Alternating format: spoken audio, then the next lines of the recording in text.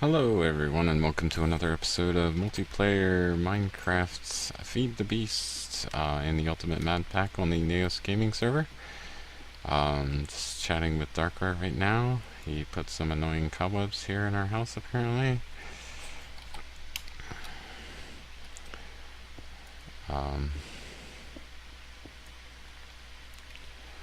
I moved all the machines down to this room and rerouted the electrical or the blue power engine into this room.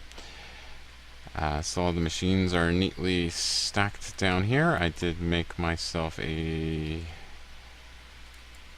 centrifuge to handle some of the byproducts of some of the bees I have set up. Yeah, they're over there.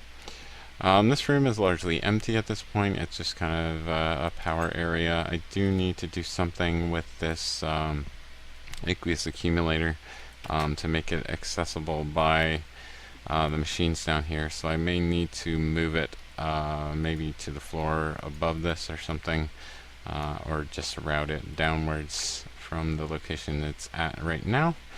I just heard Darkrai show up at the house, so he's down there now.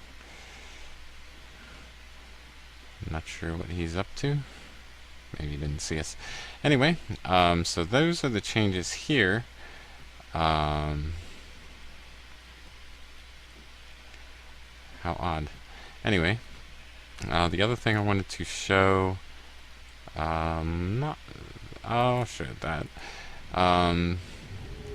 I did make a little bee platform in the overworld because none of the bees that are not nocturnal will work in the Twilight Forest, so I can get rocky bees to work over there, but anything else doesn't really work. So I've been trying to just breed some higher tier bees. Right now I've got commons. I did make myself an apiarist backpack as well as an apiarist chest at the house. So I have those. What have we got? We got a cultivated now, so that's good news. Try and breed him up a little further. Marbled. What are these guys? Do we have any common? We'll breed the marbled with that in order to try and get some other bees. But yeah, I made this little bee platform here. I have some modest bees over in these apiaries. No idea how I'm getting wintry bees from modest princesses and queens, but apparently that's an issue that I'm having. Let's throw these guys on the ground so they'll go in the apiarist backpack. I should have kept some out so I could breed the desert out of these guys and maybe get some commons from these as well.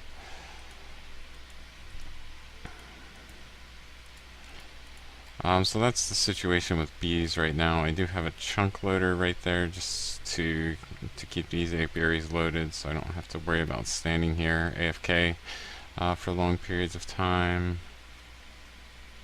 That's odd. That fence wasn't there before.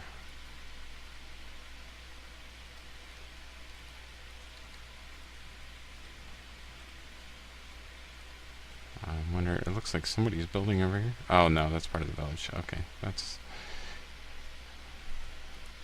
I don't remember that being there before, so... the other thing that I wanted to show was I did start building at the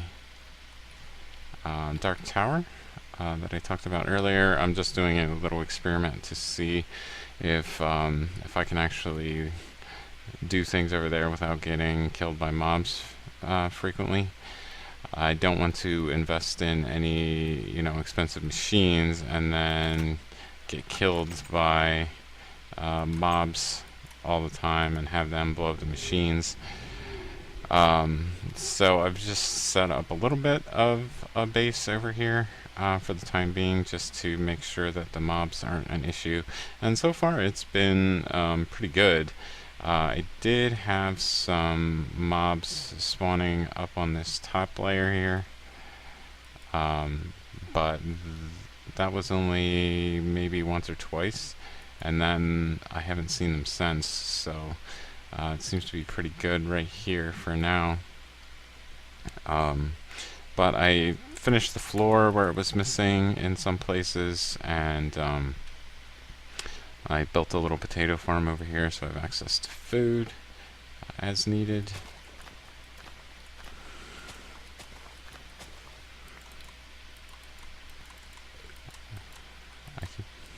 I keep getting strange eating noises when I'm planting potatoes and carrots. I think there's like a little bit of a glitch. Oh, I do have a hoe. Okay, so I'll plant the rest of these guys as well.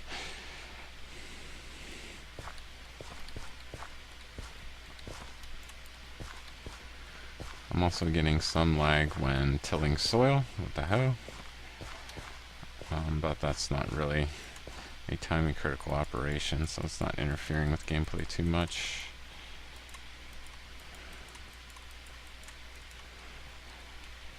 Okay, so we have a food source over here, and Darkroot was kind enough to come over and leave 500 of these sulfur torches for me. Sulfur is apparently a little more difficult to get in this version of the mod pack. Apparently you don't get sulfur ores spawning. You need to use machines to get it. So apparently he has those machines, and he decided to give us a bunch of sulfur torches, which is fine with me because I use the sulfur goo as fertilizer. This tree will not grow right now. I think that particular kind of tree is too tall to grow in that area. But that's basically the situation with these houses. Pretty happy with the mob spawning over here, so that hasn't really been an issue.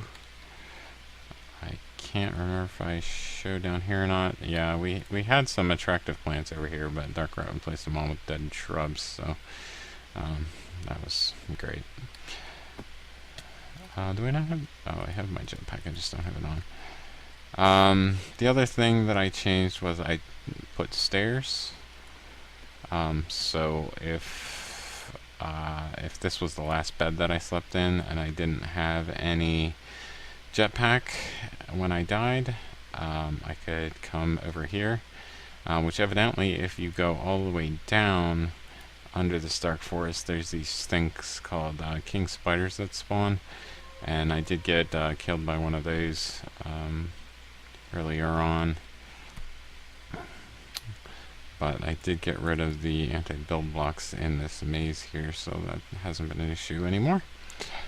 So that's basically the situation with housing.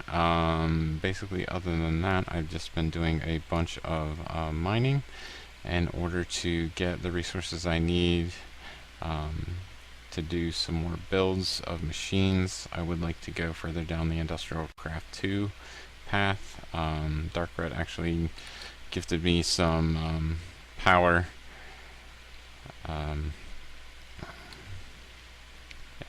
what was it, liquid fuel generator or something, I don't know. So that's been generating some of the industrialcraft 2 power, but all that stuff is still at the other house, so I'm probably gonna head back there and I'll catch up with you guys in a minute. So we've reached level 30 again, so I thought I would go ahead and enchant a diamond sword for myself. We have this torch in the way here.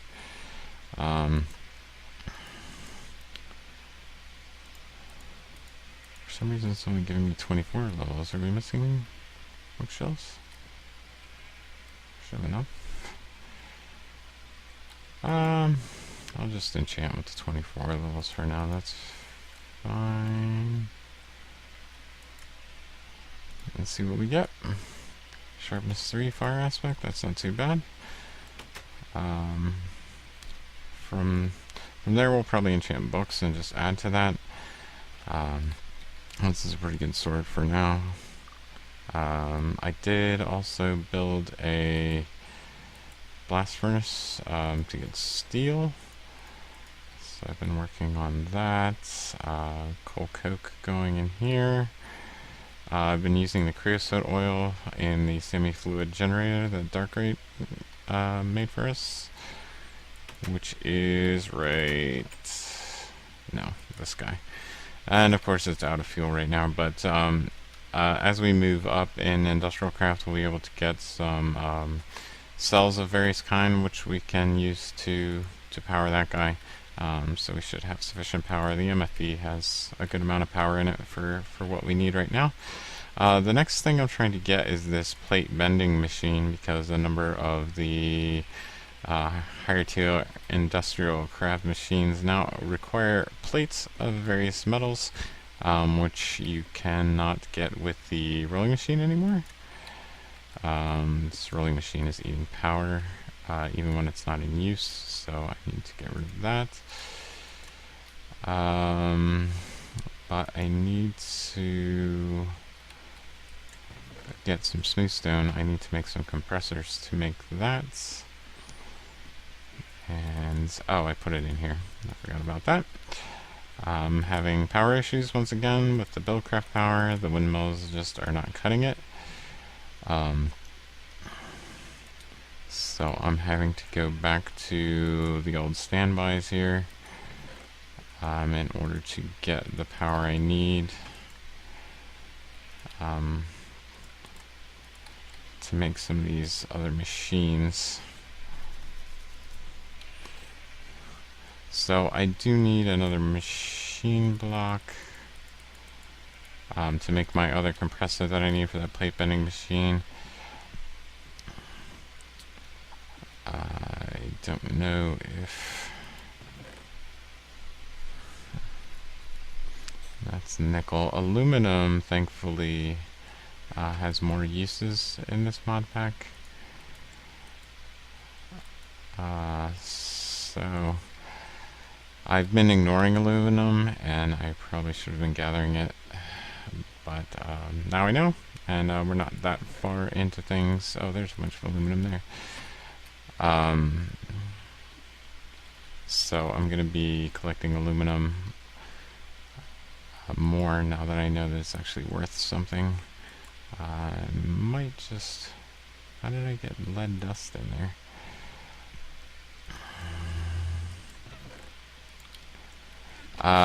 The other thing that we've discovered is that some of the industrial craft recipes are picky about what sort of ingots you give them. So a tin ingot that is of the type used by industrial craft is not necessarily equivalent to the tin ingot that is used by buildcraft. So you have to be very careful with what ingot type you're using to build the various machines. Now I need a bunch of pistons, and I don't think I have any made, so I'm going to have to go ahead and do that.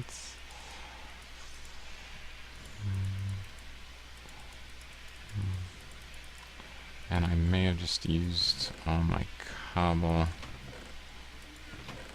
No, there's plenty of cobble.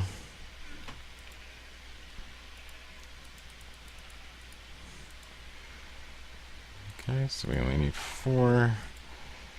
Put those guys in the corners. I believe we need that. We need the 2 compressors. The conveyor module, which is a pain in the butt to make. And another electronic circuit. Okay, cool. So we have our plate bending machine now. The other thing we need to do is try to find a way to run some wire from this. Unfortunately, it got set up in a way that these machines are directly next to it. So we do need to make some kind of a wrench and cross our fingers and hope that we can run the wire without, or that we can break the machine without losing it. It's not as big a deal for things like the compressor as it is for things like this plate bending machine. Alright, so I've managed to move these things without actually losing them, and I've run some wire up to the second floor, which I've spontaneously decided is going to be the area for us to put industrial craft type items. I do need to do some repairs down here as far as replacing some kind of wood front on this. But I still can place this plate bending machine over here, so I'm going to go ahead and do that. And so now we can do some plate bending. I do not know what all these things are, so I'll have to potentially do some research. But aside from that, we are good for this episode. And thanks everybody for watching. I'll see you guys next time.